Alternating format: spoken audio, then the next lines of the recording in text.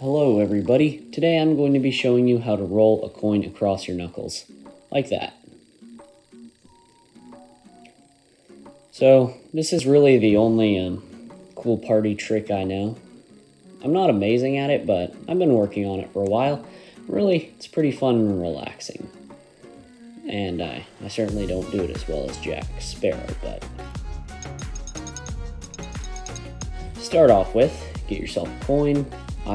I use a quarter because, I'm an American. But you could use something bigger. I wouldn't go a whole lot smaller. It's a lot harder the smaller it is. In fact, you could even start off with something bigger, like a Canadian coin or something like that. So, start off with, you take your coin and you hold it like this. Then, you let it fall right there.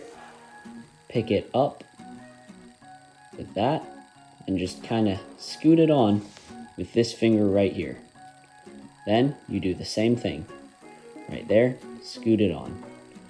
Now once you get to here, it's a little tricky, but you go under with your thumb like that, pulling it up like that. So it should look something like this.